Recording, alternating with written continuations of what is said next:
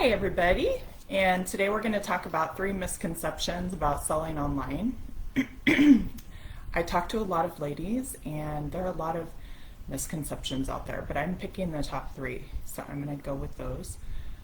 Let me make sure that my sound is working and everything's on. So it appears so. Let me know if you can hear me by putting yes in the chat if you would.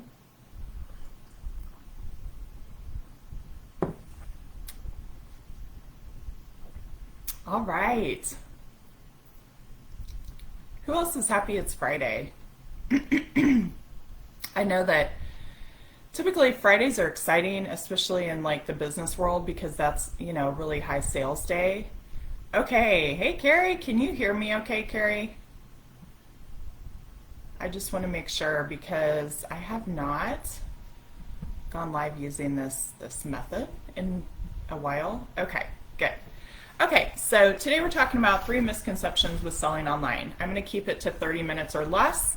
So if you can stick around, stick around. If not, the replay will be in this group.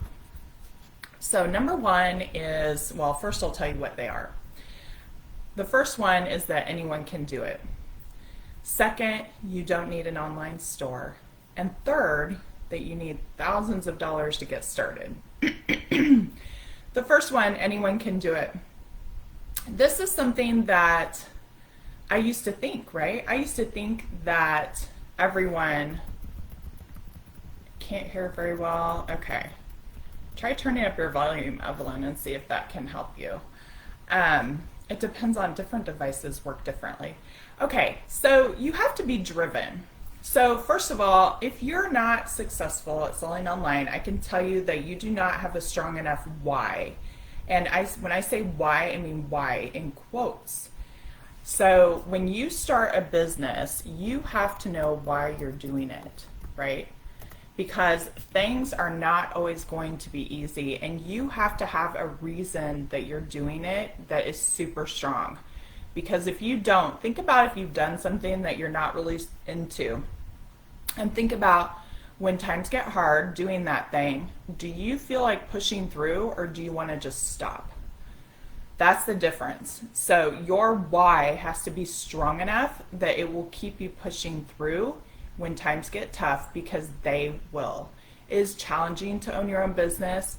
It is not like you go to work and get a paycheck and just do your job and leave. It is the complete opposite of that. The security's gone, you have to think a lot more because you don't have someone telling you what to do.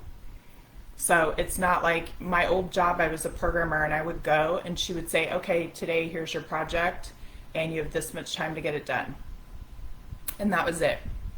So who else has had a job like that where you just go to work and you're kind of maybe even like you don't really think too hard during the day because your boss is just telling you like this is what you're supposed to do.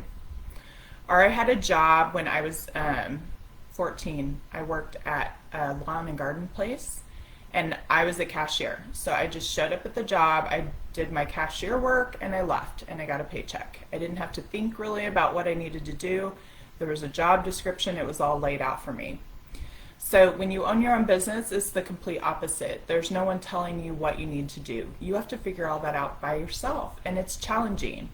So when things do get challenging, you have to know why you're doing it, right? So my why when I first started was I wanted to be able to work for myself so that I could stay home with my kids, because I had a young son back in 2003 and I would drop him off at daycare, at 7 in the morning, and I would come pick him up at 5:30 in the afternoon.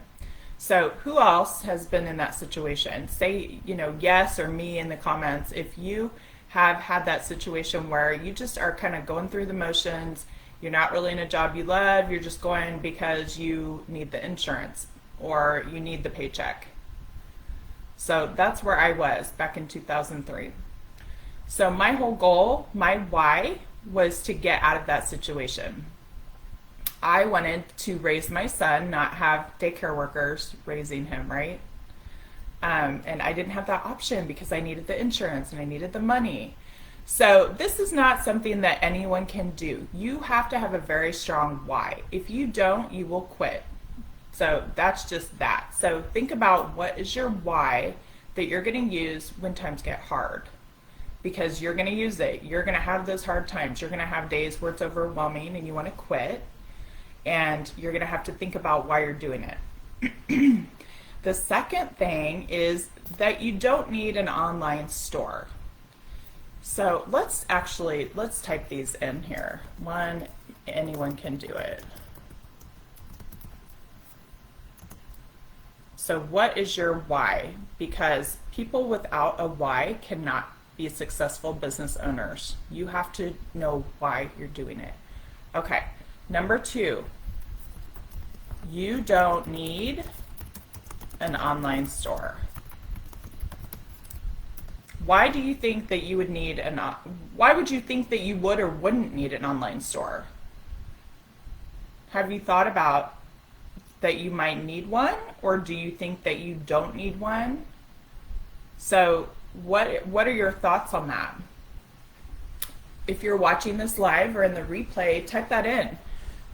Do you agree that you need an online store, or do you think that you don't need one? Here's the thing, Facebook is not sufficient on its own. Neither is Etsy, neither is Mercari, or all the other places that you can sell things. And there are 2 really big reasons. One is customers can't shop. If you're selling on Facebook, on a Facebook page or in a Facebook group, customers can't shop whenever they want, right? I mean, maybe if you load up posts, they can say that they want it, but how do they pay you? Let's say they're in the mood to buy something for a gift. And how are they supposed to shop with you right then? They put their email address and you send them an invoice later when maybe they've changed their mind. So if you're not selling in an online platform where they can go shop when they want to, when they're ready to buy, you do not get the sales that you could be getting. So when you have an online website, like for example, I'm on Shopify, my store's open 24 hours a day. If someone wants a pair of shoes, they can go buy them right then. So it doesn't matter, if I'm live, they don't have to type into a group, make a comment, and wait for me to invoice them. So that's the key. That's one misconception. Oh, I'm selling on Facebook, so I'm good, and I have an actual business. That's not true. You don't have an actual business if you just have a Facebook page or a Facebook group. That's not a business. If you do buy-ins and you say, hey, I'm going to bring in this if I hit the minimum, and okay, comment if you want it, that's not a real business. That's not owning an e-commerce business. An e-commerce business is where people can say, I want to buy something right now. They can go there, they can give you money and check out, just like they do at Target. So if you're selling like that, you should think about getting an actual online store where your customers can spend money when they're ready, not just when you're ready. The other thing is, if you're selling on somewhere like Etsy, you may have an online platform. People may be able to shop whenever they want, but you don't own that customer. Etsy does. So same with Square. If you have a Square website, Square does not give you access to your emails. So think about that. Think about that. If you're selling on Etsy and you decide that you don't want to sell on Etsy anymore and you leave, you have no way to contact your customers. They're not your customers, right? They're Etsy's customers. So selling on an online platform, like having your own website, you have to have it just for that reason. It's super important because when customers come there and they go to the cart and they fill out their email address and maybe they don't complete the cart, or when they come to your website, they can fill out your pop-up to get a coupon, you get access to their email address and you own that. The biggest asset that you can have when you have an online business is your email list, because that is how you contact your customers directly.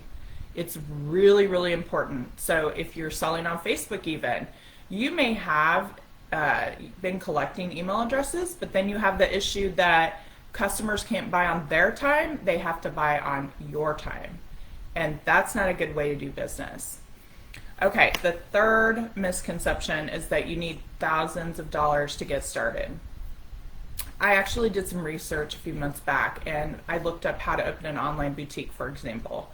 And it said like 50,000, 30 to 50,000, I think, was the common number that I came across. And that is just so disheartening if you don't know anything about it and you go and you read that stuff.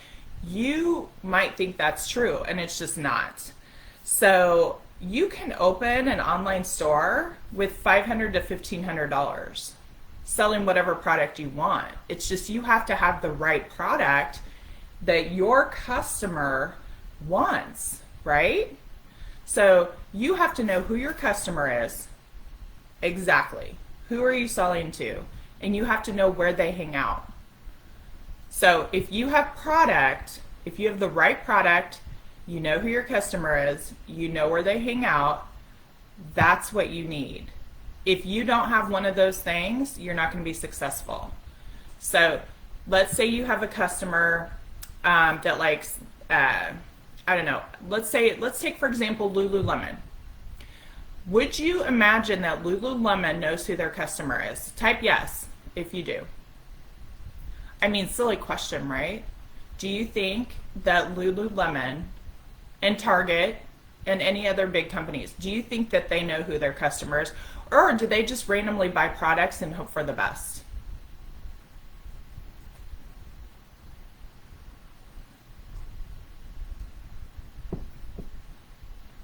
You know that they have full teams, right? You know they have full teams discovering who their customer is. You know Lululemon knows exactly who their customer is. They have what you call an avatar that says our customer, and she even has a name. It's like a really unusual name, but Lululemon has an avatar, and their customer is one person. You sell to one person. You don't sell to everybody. You are not a one-stop shop. One-stop shop is the kiss of death to an online business. You can't be everyone to all the billions of people on earth that you will have access to with an online business. You need to pick one person. When you're selling to one person. So who is your customer? That's the first thing. Second thing is, let's say she's 35 to 45 years old. Okay, we're picking one person. So let's say she's 40. So your customer is 40 years old. She works outside the home. Let's say she sells real estate. She's married. She has 2 young kids. She's very active. She likes to work out. She likes to dress up on the weekends. She likes to go on date night with her husband. She hangs out with her friends. They're very social. That's your customer. Okay, where does that person hang out? What's your guess? Like, if you were to find that person online, where would you look? Considering what I told you, what would be your best guess on where that person would hang out? What types of places would you want to be as a business owner? Would you want her to see? You want to put your business in front of her where she's at. So where would you hang out? What social media platform do you think that person would hang out in?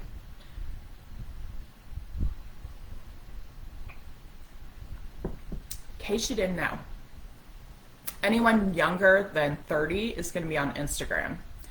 Anyone that's 30 or over is going to be on Facebook. 30-somethings can go either way. Right. So that customer I just told you about, Evelyn, you're right. She'll be hanging out on Facebook. So you don't want to be putting 100% of your effort into Instagram because that's not where she's ideally going to be hanging out. So you know who your customer is now. You know where she hangs out. What type of product would that person buy? So whether you're selling, let's say you're selling home goods, you're selling clothing, you're selling accessories, you're selling, would that person buy kids' clothes? I think so. What else would that person buy? That customer that I just explained, what do you think she would buy? What type of product would you want to have if you were selling to that customer?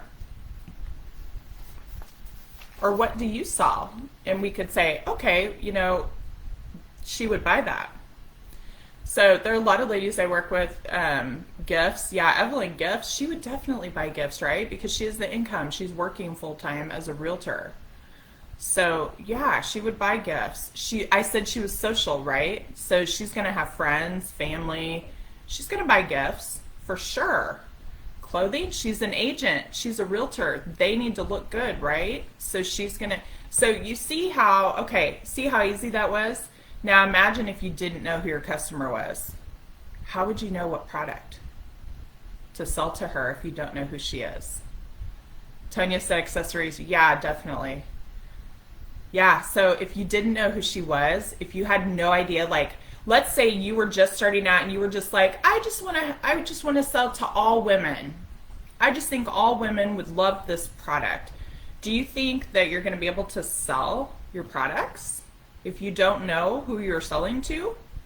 So you have to get really niched down. You have to know, pick an age, pick a job, create one customer. That's who. And when you sell, you're selling to that one customer. So you will never say you guys in anything. You're going to say you.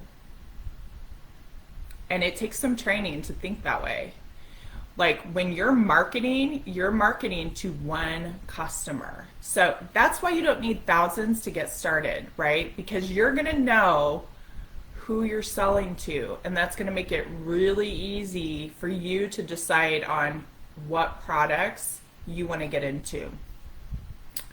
So yes, if you know who your customer is, Carrie put a great comment in there. Who is your customer? Drop it in the comments and tell me who your customer is.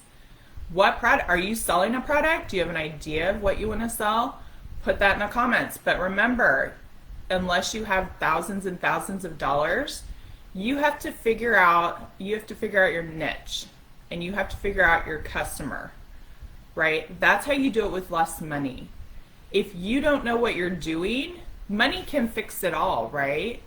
Let's say I just want to open a store and I don't really have any direction and I have like 50 grand to blow on it. Yay, that will probably work. If I have all the other things in order, because I have money to waste.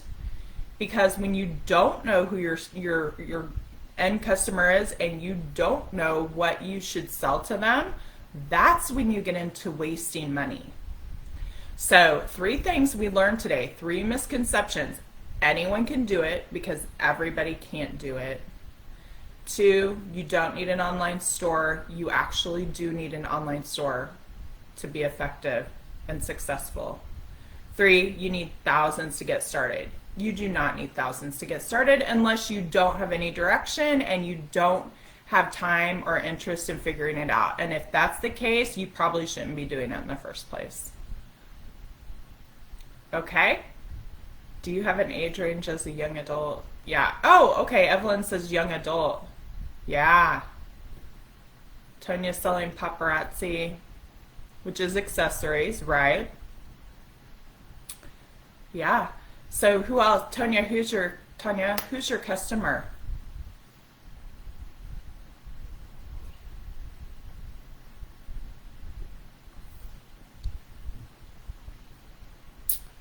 I would guess with paparazzi, it's going to be probably the 35 to 55 age group.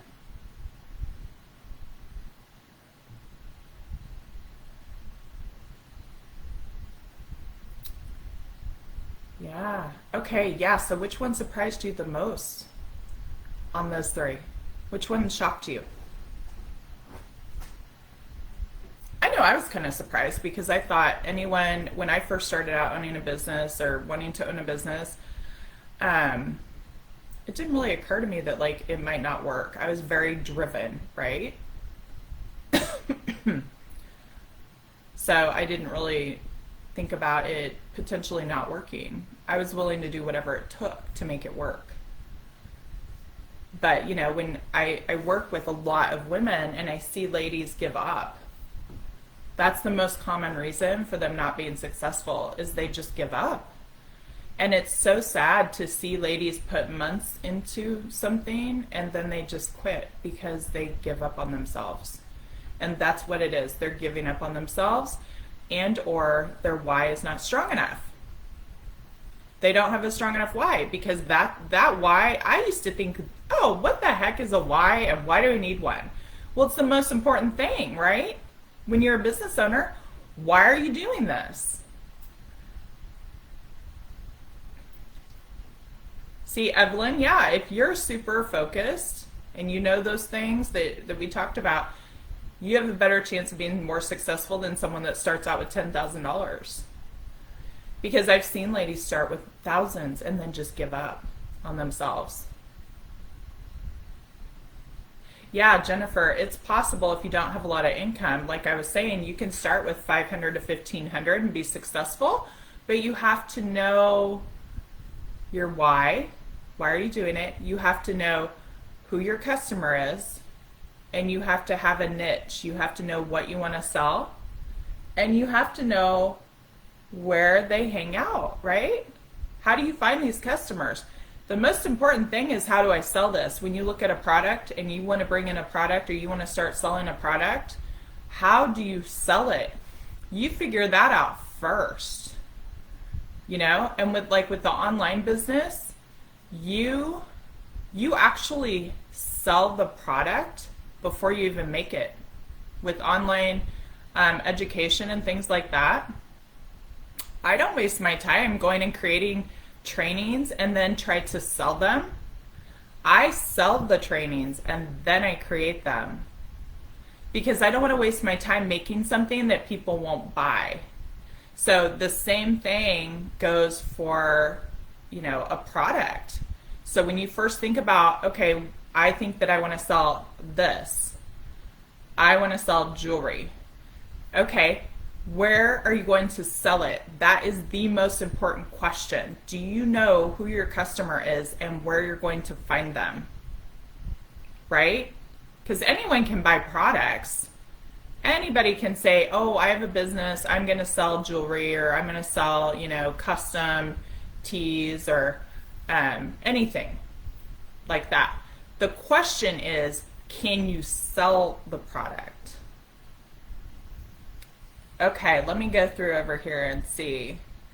Tia thought it was going to take thousands. Yeah, and no, not at all. But you have to have it organized, right? You can't just go and spend money. And definitely, if you are following me, I forbid you from going to Alibaba and buying product. Don't do it, because it's like the Wild West over there, and there are no standards.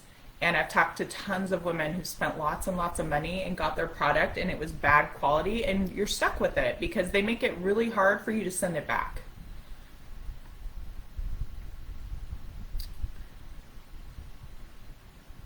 Tanya says the jewelry sells itself. Yeah, and you know why? It's because paparazzi has marketed it, right?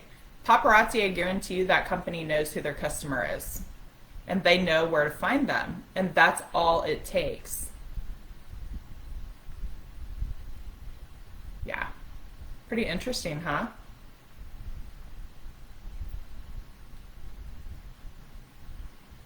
Okay, so type in, if you're watching this later, or if you're watching it now, type in, if you know who your customer is, who are they?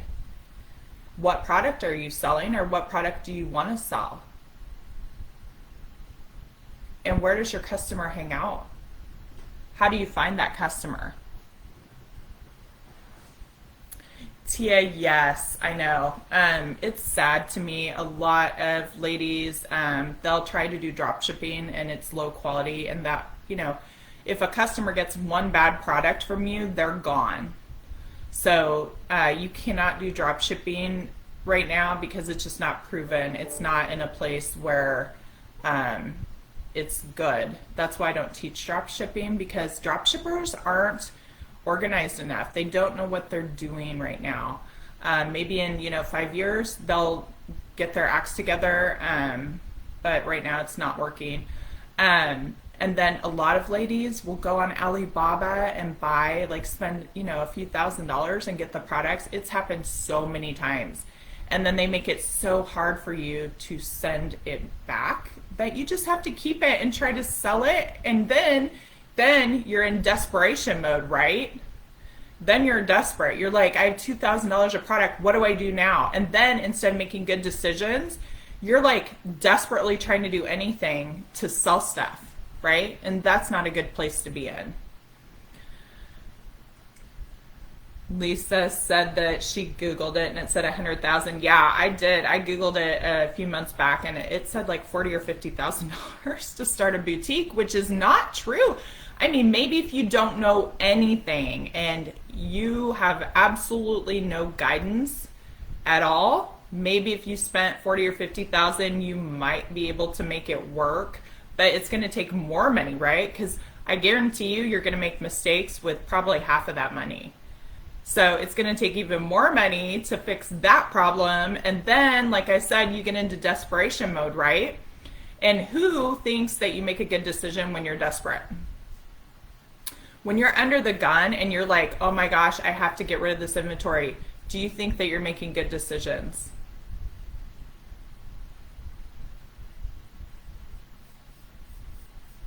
When you're under stress, maybe your husband's saying, why did you buy this? We needed that money for, car repair. Yeah. Nobody, right? I've seen lots of ladies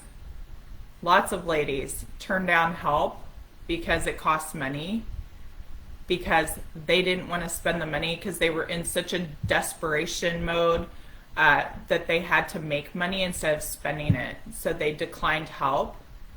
And they were willing to go on their own and hope for the best because they needed the money. They were just like, you're clinging to, what is it called? Clinging to straws? Yeah. Stress equals, yeah. Carrie's asking, does stress equal good buying decisions? What do you think? I say no. I've seen it happen over and over and over. So you need to keep your mind in a good place. The best way to do that is to start the right way, right? Okay. Lastly, I'm going to wrap it up here. I want to tell you that there's a post in this group about a Dallas market trip that I'm taking. You are all invited. If you're in this group, you're invited. I'm going to be in Dallas. It's kind of a rush. I decided to do it last minute. I think it's August 24th, 5th, and 6th. I will be at Dallas Market. And if you are interested in hanging out with me, you can click on the link. Carrie, can you drop the link into the comments? You can click on the link. I can only handle so many ladies, so I'm going to cut it off at some point, but I haven't done that yet. So what you'll get if you sign up is I will create a plan for you. So it will be so fun. We're going to spend 3 days from 10 a.m. to 4 p.m. We'll meet at market. I'll buy you lunch.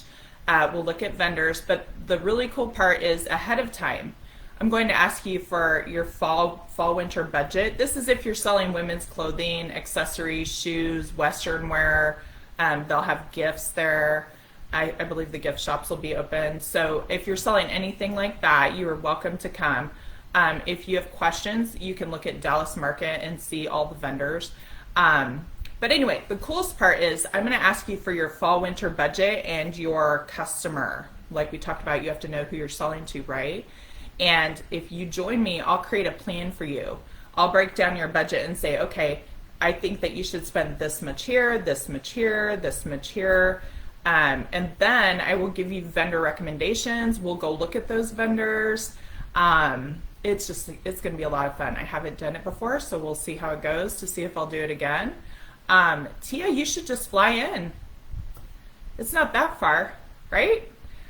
I think Southwest has a great deal right now. So if you're interested in that, I welcome you. It's only open to ladies in this group and then ladies in my Boutique Growth Academy. So I will wrap it up right now and continue. Oh, Teresa, that is a really good idea that I never thought of. Let's see, any chance you'll be live to have an online option for being with you at market? Let me think through that, Teresa, because I really, I I really want to give a good experience, so I'll have to see if I can make that work if I did something online. But for right now, we've still got some spots open for being there in person. So I hope to see you guys there, and I will be back next Friday with other tips and tricks about selling online. And go ahead, and if you guys have any comments or questions, post them in this live into the comments here, and Carrie and I will be in there hanging out like we are every day. So we will see you later. Bye.